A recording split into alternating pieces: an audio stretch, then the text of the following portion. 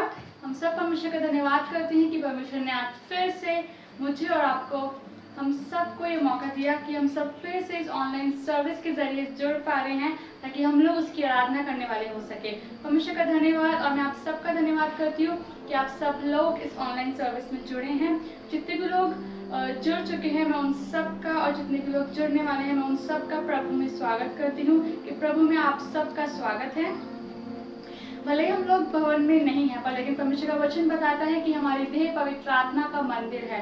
तो इसीलिए अगर हम पवित्र आत्मा से भर कर अगर उसकी आराधना करेंगे तो परमेश्वर की उपस्थिति मेरे और आपके बीच में, हम सब के बीच में मौजूद होगी। तो जैसे बाइबल में लिखा है यशाया 49 उसकी 13th वर्स में लिखा है, हे आकाश जय जयकार कर, हे पृथ्वी मगन हो, हे पहाड़ों गला खोलकर जय जयकार करो, क्योंकि यहोवा ने अपनी प्रजा को शांति दी है और अपने दीन लोगों पर दया की है। सचमुच परमेश्वर ने अपनी प्रजा पर, यानी कि मुझ पर, आप पे, हम सब पर, उसके लोगों पर शांति दी है, अपनी दया उंडेली है। क्योंकि इस टाइम में भी जब बहुत सारे लोग बहुत सारी परेशानियों में हैं, पर लेकिन जो उसके लोग हैं वो परमेश्वर में सुरक्षित है। ये परमेश्वर की दया है और उससे की महाकरुणा का फल है कि आज आप और मैं सुरक्षित हैं और उसकी आराधना करने वाले हो सके हैं। क्योंकि जब परमेश्वर ने हमारे ऊपर दया किया तो हमें भी ये हमारा फर्ज है कि हम परमेश्वर का धन्यवाद करें। क्योंकि परमेश्वर हमसे कुछ नहीं चाहता, सिर्फ और सिर्फ इतना चाहता है कि उसकी जो लोग हैं वो उसका धन्यवाद करें। क्योंकि इसमें लिखा है, हे आकाश जय जयकार कर, हे पृथ्वी मगन हो, हे पहाड़ों गला खोलकर जय जयकार करो। इसलिए हमें मगन होना है, गला खोलकर उसकी जय जयकार करनी है। आप सब तैयार हैं आराधना के लिए, वचन सुनने के लिए? तो आइए हम लोग आगे बढ़ने से पहले एक छोटी सी प्रार्थना करेंगे। धन्यवाद करते हैं परमेश्वर इस अच्छे सौभाग्य के लिए प्रभु जी, जो आपने हम सबको दिखाई परमेश्वर, हमारे जीवन में परमेश्वर एक और नया दिन जोड़ा। खुदावन इस बात के लिए धन्यवाद करते हैं प्रभु जी। यही दुआ करते हैं परमेश्वर, जब हम सब लोग इस ऑनलाइन सर्विस के जरिए जुड़े हैं खुदावन, हम अपनी पूरी सर्विस को परमेश्वर, पूरे कनेक्शन को प्रभु जी आपके हाथों में सौंपते हैं खुदावन, और पूरी प्रार्थना को प्रभु जी आपके हाथों में सौंपते हैं। मांगते हैं परमेश्वर कि आपकी उपस्थिति परमेश्वर हमारे बीच में मौजूद होने वाली हो सके खुदावन। हम गाने को, साथ के बजाने को परमेश्वर सब कुछ आपके सम्मुख रखते हैं परमेश्वर, हमारे साथ रहना प्रभु जी। और परमेश्वर हम लोग वक्ता को आपके हाथ में सौंपते हैं प्रभु जी, कि आप वक्ता को परमेश्वर अपनी आत्मा से भरिए परमेश्वर, ताकि वो जो भी बोले परमेश्वर उनके जरिए आप बोले परमेश्वर, और उनके बोलने के द्वारा परमेश्वर हर एक जन परमेश्वर जो सर्विस में जुड़ा है परमेश्वर, जो वचन सुनेगा परमेश्वर, सबके जीवन में परमेश्वर आशीष आने वाली हो सके खुदा। हम आपकी प्रेजेंस मांगते हैं परमेश्वर, आपकी उपस्थिति, आपकी पवित्र आत्मा की उपस्थिति को मांगते हैं परमेश्वर कि हमारे बीच में परमेश्वर आप मौजूद होइए परमेश्वर, ताकि हर एक जन परमेश्वर जो लाइव देख रहा है परमेश्वर, उस सब लोग परमेश्वर इस आराधना के द्वारा परमेश्वर आशीष पाने वाले हो सके परमेश्वर। हम पूरी प्रार्थना को प्रभु जी आपके सम्मुख रखते हैं। इस प्रार्थना को प्रभु यीशु मसीह के नाम से मांगते हैं, आमीन। Praise the Lord. परमेश्वर का धन्यवाद करो, क्योंकि वह भला है और उसकी करुणा सदा की है। उसने अपनी बुद्धि से आकाश बनाया, उसकी करुणा सदा की है। इसलिए आइए थोड़ी देर ऐसे महान परमेश्वर की आराधना करें, क्योंकि लिखा है, वह समय आता है वरन अब भी है, जिसमें सच्चा भक्त पिता का भजन आत्मा और सच्चाई से करेगा, क्योंकि पिता ऐसे भजन करने वालों को ढूंढता है। Praise the Lord. वचन में कुछ इस तरह से लिखा है, जकरिया 4 उसकी 6 आयत में, ना तो बल से ना शक्ति से परंतु मेरी आत्मा के द्वारा हो जाएगा। आज आप बताना चाहता हूँ आज की सुबह कि परमेश्वर आपके लिए कुछ अद्भुत करने जा रहे हैं, और परमेश्वर कह रहे हैं कि ना तो बल से ना शक्ति से परंतु मेरी आत्मा के द्वारा होगा। मैं आपसे कहना चाहूँगा, आप अपनी ताकत, अपने सोर्सेस लगाना बंद करें और सिर्फ परमेश्वर के ऊपर ध्यान करें और परमेश्वर को भरोसा रखें। आइए एक अच्छा सा गीत गाएंगे, ना तो बल से ना शक्ति से। ना तो बल से ना शक्ति से प्रभु, तेरी आत्मा से ही जीवन बनो। ना तो बल से ना शक्ति से प्रभु, तेरी आत्मा से ही जीवन बनो। ना तो बल से ना शक्ति से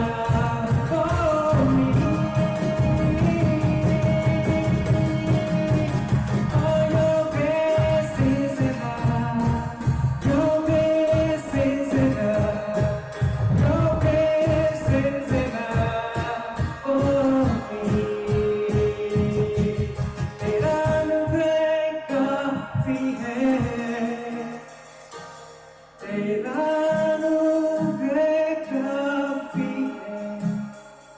विश्वास करो, तेरा अनुग्रह काफी है मेरे घर के लिए, मेरे परिवार के लिए, मेरे जीवन के लिए। तेरा अनुग्रह, हाँ यीशु, तेरा अनुग्रह हमारे लिए काफी है। और आज की सुबह बस यही कहते हैं कि लॉर्ड, सुधी कर अपने बच्चों की, सुधी कर अपने लोगों की, सुधी ले आपसे प्रेम करने वाले की। सुधी कर तेरे लोगों की, सुधी कर तेरे बच्चों की, सुधी कर तेरे वाचे की प्रभु। प्रभु अपने वाचे की सुधी कर, जो तूने पुराने नियम में बांधी है प्रभु, उसे पूरा कर।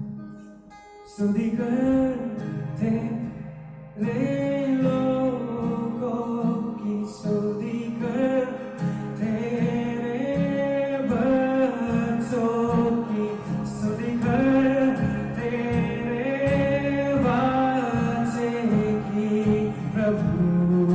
ओ यीशु, सुधी कर तेरे लोगों की, सुधी कर तेरे बच्चों की, सुधी कर तेरे वाचे की प्रभु। ओ यीशु मसीह, तेरा अनुग्रह काफी है, तेरा अनुग्रह काफी है। हाँ यीशु मसीह, तेरा अनुग्रह काफी है। यीशु, तेरा अनुग्रह काफी है, तेरा अनुग्रह काफी है अपने लोगों के लिए। तेरा अनुग्रह काफी है मेरे लिए, हाँ तेरे बच्चों के लिए, और तेरे लोगों के लिए, तुझसे प्यार करने वालों के लिए। यीशु, जो दिनों रात तेरी हुजूरी में खड़े रहते हैं।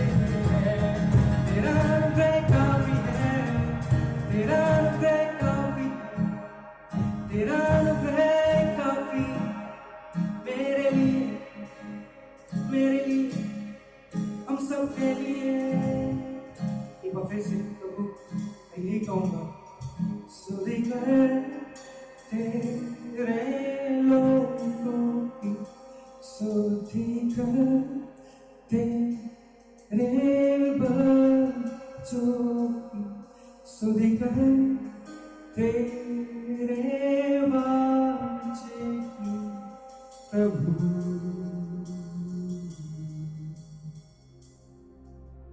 शालोम, सलाम, खुशामदीद प्रभु यीशु मसीह के मीठे और मधुर नाम में एक बार आप सबको ढेर सारा प्यार और सलाम।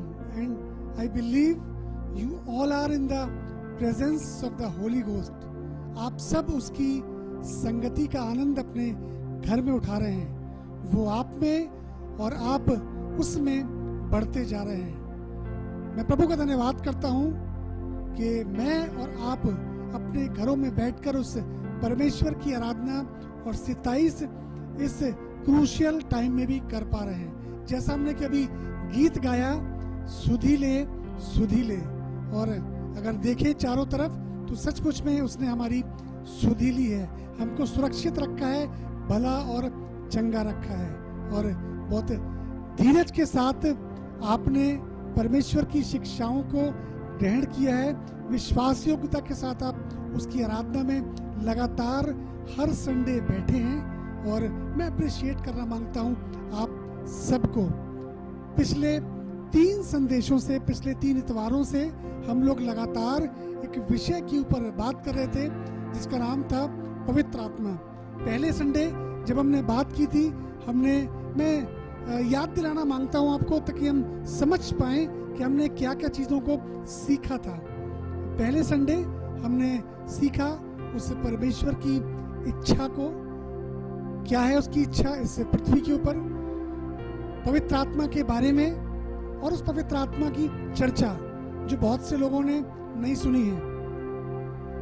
दूसरे संडे हमने बात की यीशु मसीह को किस प्रकार से हम जाने, थ्रू होली स्पिरिट, वो पवित्र आत्मा के द्वारा किस प्रकार से हम उस यीशु मसीह को जाने, उसकी उस अनंत जीवन को जिसका उसने वायदा किया उसको जाने, पवित्र आत्मा के बैप्टिज्म यानी बपतिस्मे के बारे में, और उसके लिए क्या एलिजिबिलिटी हमारी होनी चाहिए, इसके बारे में सेकंड संडे हमने सीखा। और लास्ट संडे यानी कि 31 को जब पिंतेकुस्त का दिन था, द डे ऑफ पेंटिकॉस्ट हमने मनाया, उस दिन हमने जाना किस प्रकार से वो चेले एक मन थे, वन अकॉर्ड, एक साथ एक विषय के ऊपर, एक बात के ऊपर सहमत रहना, अपनी वेदियों को ठीक करना, और वो पवित्र आत्मा की आग आप सबकी जबानों पर आकर ठहर गई है। अप्रिशिएट आपको इसलिए कर रहा हूं क्योंकि लगातार आपने धीरज के साथ इस शिक्षा को लिया है, और मैं विश्वास करता हूं कि जैसे जैसे हम इस शिक्षा में आगे बढ़े हैं, वो पवित्र आत्मा आपको ब्यूटीफाई कर रहा है, आपकी कलीसियाओं को सुधारेगा, अच्छा करेगा, और आप समझ पाएंगे। और ऐसा नहीं है कि वो अपना पवित्र आत्मा जब हमको देता है तो ऐसे ही दे देता है, क्योंकि परमेश्वर का स्वभाव है, वो जब भी आता है तो खाली हाथ नहीं आता। वो जब आदम के पास आया, जब उसने आदम को बनाया, तो उसने अपनी उपस्थिति उसको दी, अपनी प्रेजेंस उसको दी। एक हाथ में उसकी प्रेजेंस थी और एक हाथ में उसने अधिकारों को उसने कहा था कि तुम पृथ्वी को अपने वश में कर लो, फलो फूलो और पृथ्वी को अपने वश में करो। यानी कि परमेश्वर पिता वो दोनों हाथों में गिफ्ट लेके आया था, एक हाथ में उसकी प्रेजेंस थी उसकी, और एक हाथ में उसने अधिकारों को दिया था। यीशु मसीह भी जब इस पृथ्वी पर आए, वो भी खाली हाथ नहीं आए। बाइबल बताती है उसने अनुग्रह और सच्चाई से परिपूर्ण होकर हमारे बीच में डेरा किया, ताकि वे जीवन पाएं और बहुतायत का जीवन पाएं। वो भी खाली हाथ नहीं आया, परंतु रिवॉर्ड लेके आया। तो ऐसा कैसे संभव है कि वो पवित्र आत्मा हमारे पास जब आ गया है, अब वो हमारे लिए अनजान नहीं है, अब हम उस सत्य की आत्मा को जानने लग गए हैं, उसका बैप्टिज्म पा लिया है, अब वो हमसे बात करता है, अब वो हमारे लिए अनजान नहीं है, तो वो खाली हाथ कैसे आ जाएगा? जी, वो भी आया है हमारे पास अपने दोनों हाथों से कुछ गिफ्ट लेके। आप कहेंगे दोनों हाथ? जी हाँ, पवित्र आत्मा कोई फोर्स नहीं है, वो एक पर्सन है, वो एक पर्सनैलिटी है, उस त्रिएक परमेश्वर का एक रूप है, और दोनों हाथों से वो जो लेके आया है उसी के विषय में आज हम सीखेंगे। और आज हमारी इस शिक्षा की ये अंतिम पड़ाव है कि हम पवित्र आत्मा के बारे में आखिरी बार आज बात कर रहे हैं। इससे बाद में बात भी करते रहेंगे, लेकिन आज इस शिक्षा की आखिरी टीचिंग है ये, और मैं विश्वास करता हूं कि आप इससे आशीषित होंगे और वो आपको ब्यूटीफाई करेगा। और चर्च के अंत में, सरमन के लास्ट में मेरे पास भी आपको देने के लिए ऐसा कुछ बेहतरीन है जिसको सुन के आप बहुत खुश हो जाएंगे। इसलिए इंतजार के साथ और एक इच्छा के साथ परमेश्वर की इन वचनों से आशीष पाएं। मैं बात कर रहा था गिफ्ट की, कि पवित्र आत्मा कौन सा गिफ्ट हमारे पास लेके आया।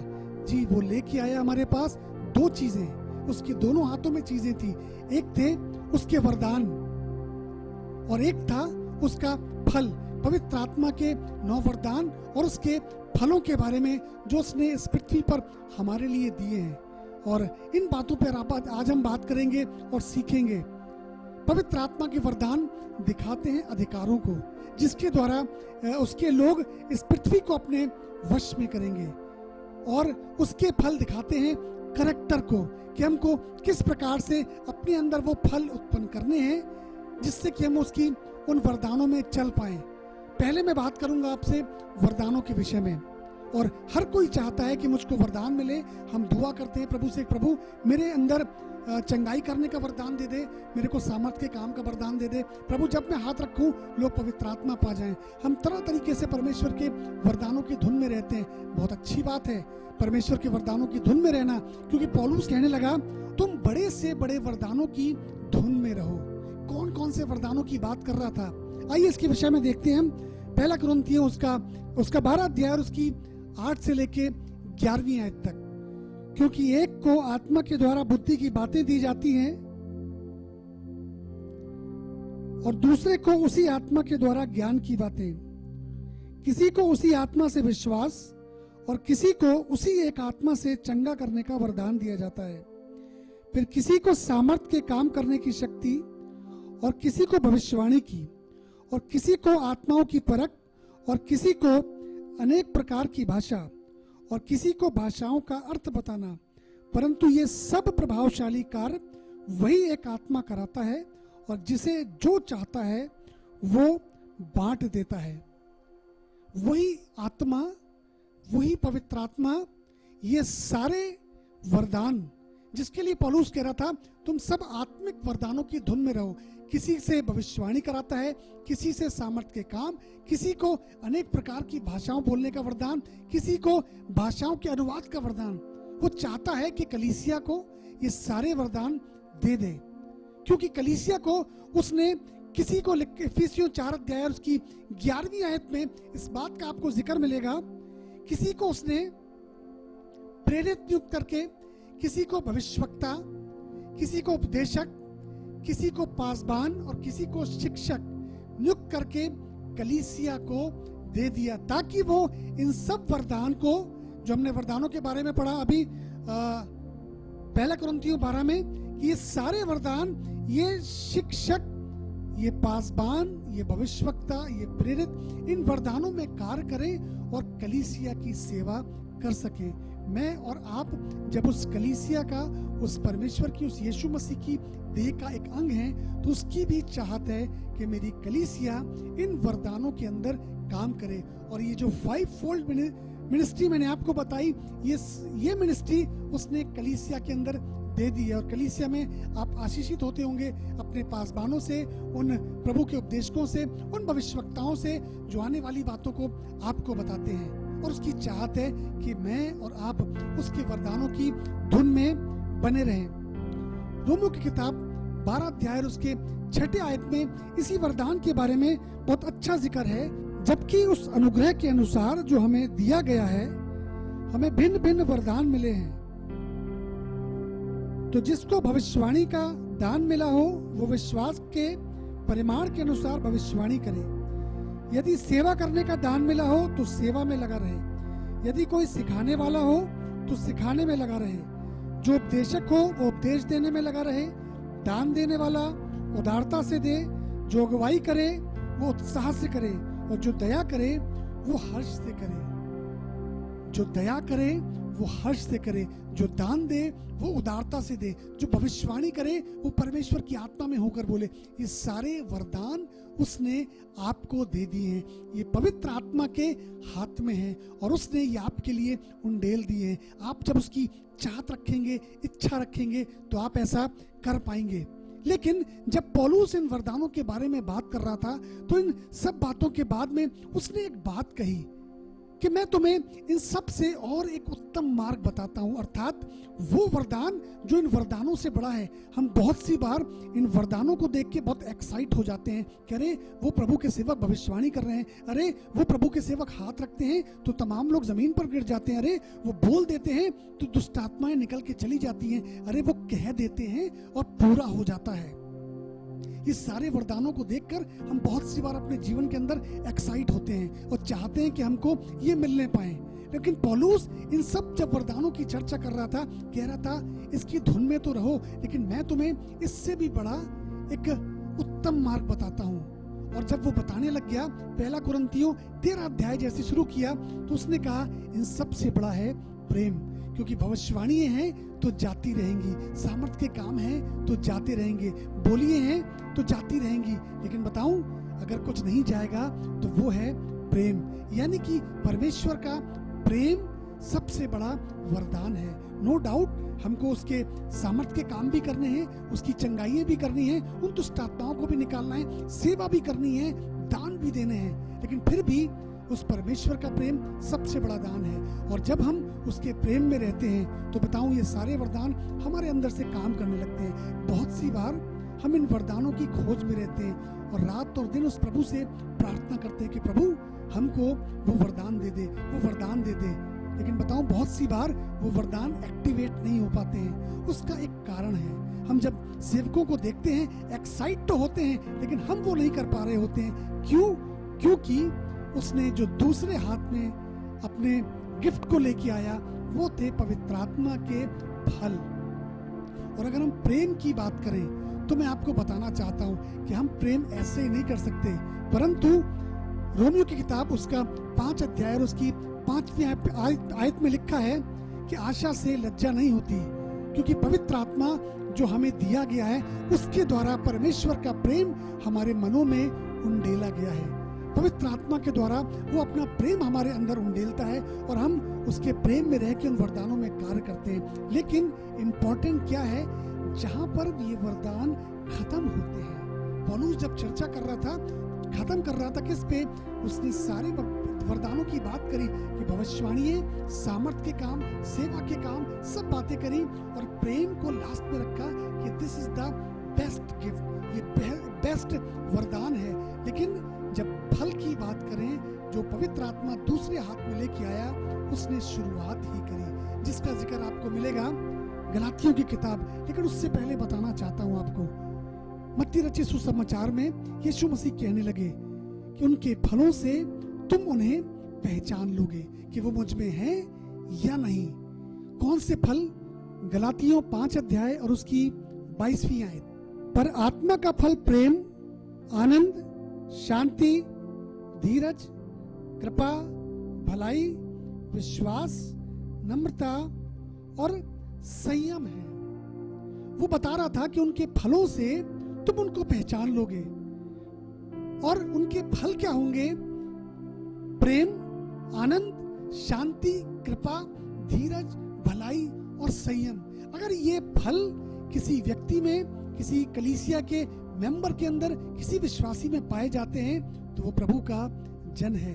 हमको इन फलों को अलग नहीं करना है। इन फलों के द्वारा हमारी पहचान होती है, क्योंकि पेड़ अपने फल से ही पहचाना जाता है। मत्ती रचित सुसमाचार उसका 7 अध्याय और उसकी 15 से लेके 20वीं आयत तक। झूठे भविष्यवक्ताओं से सावधान रहो, जो भेड़ों के भेष में तुम्हारे पास आते हैं, परंतु अंतर में वे फाड़ने वाले भेड़िए हैं। उनके फलों से तुम उन्हें पहचान लोगे।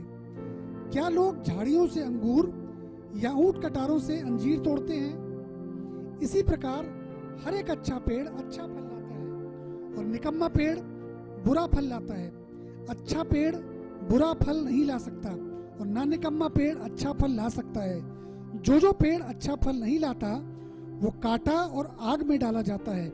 इस प्रकार उनके फलों से तुम उन्हें पहचान लोगे। इस प्रकार उनके फलों से अच्छा पेड़ अच्छा फल लाता है। हमारे फल बताते हैं कि हम किस पेड़ के हैं। हम अगर वरदानों की धुन में रहें, वरदानों की चाहत में रहें और ये फल हमारे अंदर अगर नहीं दिख रहे हैं तो बताऊं, वरदान एक्टिवेट नहीं होंगे। इसलिए हमको समझना है, पवित्र आत्मा के द्वारा दोनों हाथों से दिए हुए उन गिफ्ट्स को, एक हाथ में वो वरदान लेके आया है और एक हाथ में वो अपने फलों को लेके आया है। क्या हमारे अंदर उसके ये फल पाए जाते हैं? हमको इस बात को चेक करना है कि प्रभु क्या मैं प्रेम कर रहा हूँ, क्या मैं प्रभु आनंदित रहता हूँ, प्रभु क्या मैं विश्वास कर रहा हूँ, प्रभु मेरे में संयम पाया जाता है कि नहीं, प्रभु मैं जल्दी से क्रोधित तो नहीं हो जाता हूँ। बताऊं, अगर हम इन बातों को मनन करेंगे, चिंतन करेंगे तो परमेश्वर के फल प्रकट होने लग जाएंगे। मैंने बताया कि वरदान उसके अधिकारों को दिखाते हैं। वो चाहता है कि वो आपको अधिकार दे, लेकिन फल करैक्टर को दिखाते हैं। जब तक करैक्टर अच्छा नहीं होगा, चरित्र निर्माण नहीं होगा, तब तक ये वरदान एक्टिवेट नहीं हो पाएंगे। परमेश्वर रुक जाएगा, पवित्र आत्मा रुक जाएगा, चाहकर भी नहीं कर पा रहा होगा। क्यों? क्योंकि अभी चरित्र निर्माण नहीं हुआ है। क्योंकि यीशु मसीह कहने लगा अपने चेलों से, सच्ची दाखलता मैं हूं। इसका जिक्र आपको मिलेगा यूहन्ना रचित सुसमाचार उसके 15 अध्याय और उसकी पहली आयत से। सच्ची दाखलता मैं हूं और मेरा पिता किसान है। जो डाली मुझ में है और नहीं फलती उसे वो काट डालता है, और जो फलती है उसे वो छांटता है ताकि और फले। तुम तो उस वचन के कारण जो मैंने तुमसे कहा है शुद्ध हो। तुम मुझ में बने रहो और मैं तुम में। जैसे डाली यदि दाखलता में बनी न रहे तो अपने आप से नहीं फल ला सकती, वैसे ही तुम भी यदि मुझ में बने न रहो तो नहीं फल सकते। मैं दाखलता हूँ, तुम डालियाँ हो। जो मुझ में बना रहता है और मैं उसमें, वो बहुत फल फलता है, क्योंकि मुझसे अलग होकर तुम कुछ भी नहीं कर सकते। क्योंकि मुझसे अलग होकर तुम कुछ भी नहीं कर सकते। सच्ची दाखलता मैं हूँ, तुम डालियां हो। तुम अगर मुझ में बने रहोगे तो बताऊं तुम्हारे अंदर फल लग जाएंगे। हमारे अंदर बहुत सी बार फल इसलिए नहीं लग पाते, हमारा चरित्र, हमारा करैक्टर इसलिए निर्माण नहीं हो पाता। क्यों? क्योंकि हम उसमें बने नहीं रहते, हम उसको छोड़ देते हैं, बार बार उससे भाग जाते हैं, पीछे हट जाते हैं। शरीर हमारे ऊपर हावी हो जाता है और हम आत्मा की बातों को नहीं समझ पाते। लेकिन यीशु मसीह बता रहा था कि तुमको वरदानों में चलना है, और इसलिए मैं चाहता हूं कि तुम चलो और इस पृथ्वी को आदम के समान, जैसे आदम को परमेश्वर ने ये बरकत दी थी, इसको अपने वश में कर लो। तुम भी इस पृथ्वी पर बड़े बड़े, पर मुझसे भी बड़े बड़े काम करोगे। लेकिन इससे पहले जरूरी है हमको उसके फलों को समझना कि प्रभु हमारा करैक्टर इसलिए अच्छा होगा, हमारे अंदर फल तब लगेंगे जब हम आपसे जुड़े रहेंगे। हमको जांचने की जरूरत है, प्रभु के साथ जुड़े रहने की जरूरत है। जब हम उसके साथ कंटिन्यू जुड़े रहेंगे, बताऊं आपसे आपके अंदर फल लगने लग जाएंगे। फल अपने आप से नहीं लगता, लेकिन बताऊं कब लगता है? जब उसकी जड़ें, पेड़ की जड़ें उस नदी तक नीचे जाके पानी को लाती हैं और पेड़ फलवंत होता है, तब वो आपसे आप फलने लगता है। आपसे आप फलने लग जाएंगे जब आप उस यीशु मसीह से, जो हमारी वो दाखलता है, उससे जुड़े रहेंगे, उसके साथ संगति करेंगे। आप उसके फलों में चलने लग जाएंगे, फल दिखने लग जाएंगे आपके अंदर, और वो कहेगा कि हाँ ये मेरा जन है, इसके अंदर वो चरित्र दिखता है, वो करैक्टर दिखता है जो मुझको भाता है। कहने का मतलब सिर्फ ये है कि फलों से हमारी पहचान होती है, संसार की नजरों लिए नहीं। हालांकि संसार भी हमें फलों से जानता है, लेकिन मसीह की नजरों से अगर देखें तो फलों से हमारी पहचान होती है, हम कैसे हैं। और वरदानों से उस परमेश्वर की पहचान होती है हमारे द्वारा, जो इस पृथ्वी के ऊपर करता है। इसलिए पवित्र आत्मा जब आया तो दोनों हाथों में उसके गिफ्ट थे, एक हाथ में उसके वरदान थे और एक हाथ में उसके फल थे। इसलिए हमको दोनों को अलग नहीं करना है, परंतु दोनों चीजों को बैलेंस करके चलना है। बहुत से लोग इस बात के ऊपर कहते हैं कि नहीं, हमको तो परमेश्वर के सिर्फ चरित्र निर्माण की जरूरत है, हम परमेश्वर में बने रहें वही काफी है। काफी नहीं है। परमेश्वर अपने आप को प्रकट करेगा संसार पर कैसे? आपके द्वारा। हम एक ही चीज में स्थिर नहीं रह सकते, हम केवल फलों से में सीमित नहीं रह सकते, परंतु हमें वरदानों में भी काम करना है, हमको बैलेंस में काम करना है। वो यीशु मसीह भी दोनों चीजों में काम करता था। उसके अंदर परमेश्वर का स्वभाव भी था, उसके अंदर परमेश्वर के अधिकार भी थे। हमको वैसी ही चाल चलनी है। हम केवल अपने चरित्र निर्माण से, अपने अच्छे फलों से, क्या हमको लोग बहुत अच्छा कहते हैं, हम बहुत अच्छे हैं, आधी बात है। पूरी कब होगी? जब उसके वरदान भी एक्टिवेट होंगे। वरदान कब पूरे होंगे? जब वो देख लेगा कि हाँ इसके अंदर मेरे फल लगने लग गए हैं। अब मैं भविष्यवाणी इसके द्वारा करा सकता हूँ, अब मैं सामर्थ के काम, अब मैं चंगाइयाँ, अब दुष्टात्माएं इसके बोलते हुए जाएंगी, ये कह देगा और पूरा हो जाएगा। जब वो देख लेगा इसके फल प्रकट होने लग गए हैं, अब ये मेरा जन है। बताना मांगता हूँ आपको मूसा के बारे में, जो चुना हुआ था, जो कि बचपन से उस फिरौन के महल के अंदर पाया गया, उसको शिक्षा दीक्षा दी गई, उस राजमहल के अंदर रहकर उसको पढ़ाया गया। जैसे मैं कह सकता हूं कि ऑक्सफोर्ड यूनिवर्सिटी बहुत अच्छी उसकी एजुकेशन थी, वो राजसीय बातों में बड़ा हुआ था। और जब उसने इस बात को जाना, जब वो बड़ा हो गया, अपनी जवानी में आया, तब इस बात को जानने लग गया, कहने लग गया कि नहीं, अब तो मैं जान गया हूं कि मैं इजराइलियों के छुड़ाने के लिए हूं। और जब उसने बाहर जाकर देखा अपने राजमहल के, वहां पर देखा एक मिस्री इजरायली से झगड़ा कर रहा है और उसको वो मार रहा है। तब उसने पता है क्या किया, उसने जाकर उस मिस्री को मार दिया। सोचकर ये देखा उसने सोचा कि मैं इस मिस्री को मार दूंगा तो इजरायली समझ जाएंगे कि ये तो हमारा छुड़ाने वाला है। लेकिन बताऊं, फिर से अगले दिन जब वो ऐसे ही किसी इजरायली को छुड़ाने गया, तब उसने कहा कि मूसा, किसने तुझे हमारे ऊपर अधिकारी ठहराया है। ये बात सुनकर वो घबरा गया, वो डर गया। उसको लगा कि अब तो ये बात फिरौन तक पहुंच जाएगी कि मैंने मिस्र के अंदर रहते हुए एक मिस्री को मारा है, मैं तो इजरायलियों के लिए हूं। बताऊं, वो भागा डर के मारे।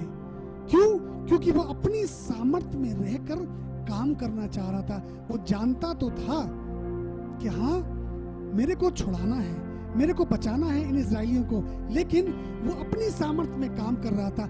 अभी उसके अंदर उन अधिकारों की चाहत तो थी, लेकिन उसके अंदर अभी फल डेवलप नहीं हुआ था, उसका चरित्र निर्माण उसका नहीं हुआ था, अभी उसका कैरेक्टर का डेवलपमेंट नहीं हुआ था। लिखा है बाइबल में कि वो भागा और भागकर मिद्यानियों के देश में 40 साल तक गुमनामी की जिंदगी जिया। वहां पर वो रहने लग गया, वहां पर भेड़ बकरियों को चराया करता था, कोई नहीं जानता था। 40 साल तक लगातार। उम्र हो गई 80 साल, और 80 साल का एक बुजुर्ग अब क्या कर सकता है? अब तो मूसा के अंदर कोई ताकत नहीं बची थी। अब मैं कुछ नहीं कर सकता, अब तो मैं अपने उन अधिकारों को, उन वरदानों को भूल गया हूँ। अब तो मेरे अंदर से वो चाहत भी खत्म हो गई कि मैं कैसे उन मिस्रियों को बचा पाऊंगा।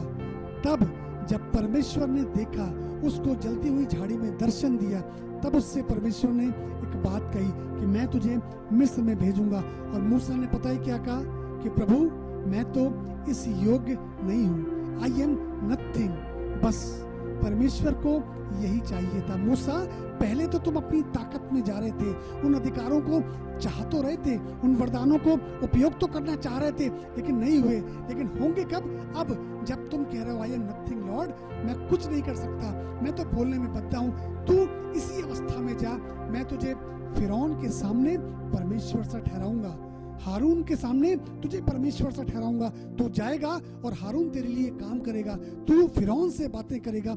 इस 80 साल की उम्र में अब क्या हुआ था? उस मूसा का चरित्र निर्माण हो गया था, उसके अंदर वो फल दिखने लग गए थे। इसलिए अब वो वरदान भी एक्टिवेट हो रहे थे कि वो जा रहा था और जाकर मिस्र के ऊपर तमाम विपत्तियों को ले आया ताकि इजरायली जान जाएं। ये वरदान परमेश्वर को प्रकट करते हैं हमारे द्वारा इस संसार पर, ताकि वो उस परमेश्वर की महिमा करें। और वो इजरायली जान गए इन बड़ी बड़ी चीजों को देखकर कि कैसे मूसा जब हाथ करता है तो वो लाठी सांप बन जाती है, कैसे जब हाथ करता है तो समुंदर 2 भाग हो जाता है। बताना मांगता हूँ यीशु मसीह के बारे में, वो भी ऐसा परमेश्वर था जो इस पृथ्वी पर 100% परमेश्वर और 100% मनुष्य के रूप में काम करता था। और वो बाइबल बताती है उसके बारे में कि उसने रो रो कर आज्ञा मानना सीखी।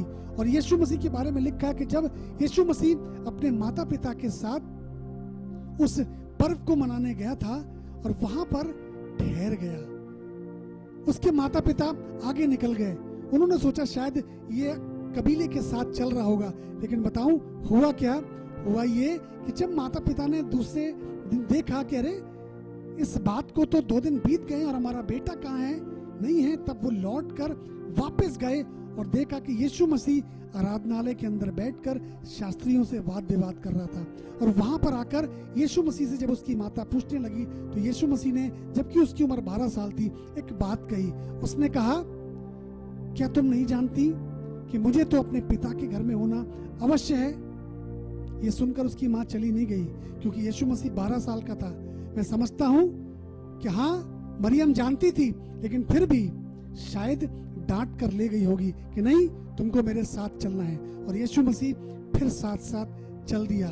इसलिए लिखा है कि उसने रो रो कर आज्ञा मानना सीखी। यीशु मसीह जब कानाए गलील में था, यूहन्ना 2 में इस बात का आपको जिक्र मिलेगा, जहाँ लिखा है कि यीशु मसीह का पहला आश्चर्य कर्म, वहां पर एक भोज के अंदर यीशु मसीह का परिवार निमंत्रित था, वो भी अपने चेलों के साथ उस सेलिब्रेशन के अंदर था। और वहां पर आप सब ने कहानी सुनी होगी, जब दाखरस घट गया तब यीशु मसीह की माता उससे कहने आई और बताया दाखरस घट गया है।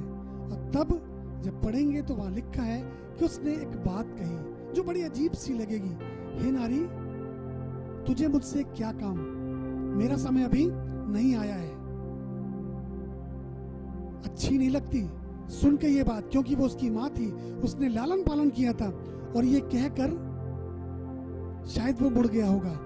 लेकिन अगली आयत में पढ़ेंगे, वहां पर उसकी माँ कहने लगी उसके सेवकों से, उसने कहा जो कुछ ये तुमसे कहे वो तुम कर देना, क्योंकि वो जानती थी कि यीशु मसीह का समय आए या ना आए, लेकिन मेरा बेटा आज्ञाकारी है, मेरा बेटा कैरेक्टर में उत्तम है, इसका कैरेक्टर इतना ज्यादा अच्छा हो गया है, इसका चरित्र निर्माण हो गया है कि ये इस पृथ्वी के ऊपर माता पिता की आज्ञाओं को मानता है। जबकि उसने कहा कि मेरा समय अभी नहीं आया है, लेकिन फिर भी उसने अपनी माता की आज्ञा को माना और वहां पर एक बड़ा आश्चर्य कर्म कर दिया। बताना ये मांगता हूं कि यीशु मसीह जो स्वयं परमेश्वर था, उसने भी इस पृथ्वी के ऊपर रहकर रो रो कर आज्ञा मानना सीखी। इससे पहले कि वो तमाम आश्चर्य कर्मों को करता, वरदानों को इस संसार के ऊपर प्रकट करता, इस ज्योति के और परमेश्वर के बारे में लोगों को बताता, उसने अपनी माँ की आज्ञा पाकर उस आश्चर्य कर्म को कर दिया, जबकि उसने कहा था मेरा समय नहीं आया है। अजीजों, हमको और आपको अपने जीवन के अंदर इन वरदानों की और इन फलों की आवश्यकता है, और ये पवित्र आत्मा आपको देने ही आया है, ये आपका रिवॉर्ड है। इसलिए यीशु मसीह की संगति में बने रहें ताकि उसके फल आपके अंदर प्रकट हों और परमेश्वर स्वर्ग से अपने वरदानों को आपके अंदर उंडेल दे, और पवित्र आत्मा जो दोनों हाथों से गिफ्ट लेके आया है, हम दोनों गिफ्ट को लेकर उस परमेश्वर की महिमा कर सकें। आपको परमेश्वर बहुत आशीष और बहुत बरकत देना मांग रहा है। प्रभु चाह रहा है कि आपके द्वारा परमेश्वर इस संसार के अंदर अपनी ज्योति को प्रकट करे, क्योंकि वो जी उठने वालों में पहला फल ठहरा। वो यीशु मसीह पहला फल था, और उसके बाद मेरी और आपकी गिनती शुरू हो गई है। पवित्र आत्मा आपके साथ है, और अब समय है उस रिवॉर्ड का जिसके बारे में मैंने शुरू में बताया था, और आप अभी तक इंतजार के साथ, एक चाहत के साथ बैठे हैं। जी, ये पवित्र आत्मा की सीरीज यहाँ पर खत्म तो हम कर रहे हैं, लेकिन पवित्र आत्मा का काम अभी भी स्टार्ट है, और तब तक पूरा करता रहेगा वो, जब तक हमको उस यीशु मसीह के साथ बादलों में ना उठा ले। हम आपके साथ आपके घर पर परमेश्वर के अभिषिक्त दासों के द्वारा उस आशीष को लेकर आ रहे हैं। 8 जून शाम 6 बजे से हमारे Facebook page shalom living stone पर परमेश्वर के वो अभिषिक्त दास जिनके बारे में लोग जानते हैं, उन्होंने खाली अपने देश के अंदर नहीं परंतु विदेशों में भी परमेश्वर के आश्चर्य कर्मों को दिखाया है, आशीषित किया है, उसकी कलीसिया की उन्नति की है। जी हाँ, वो अब आपके घर में 8 जून से शाम को 6 बजे शालोम लिविंग स्टोन पर इंतजार कीजिए, प्रार्थना कीजिए, शेयर कीजिए, लाइक कीजिए, और जब आप आशीषित हो तो कमेंट कीजिए। और सब्जेक्ट है know more about the holy spirit.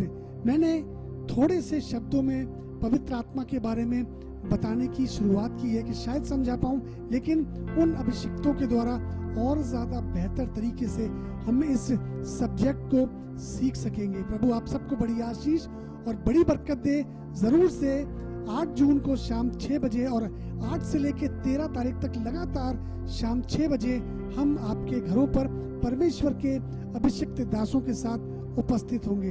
प्रभु आप सबको बड़ी आशीष और बड़ी बरकत दे। May God bless you.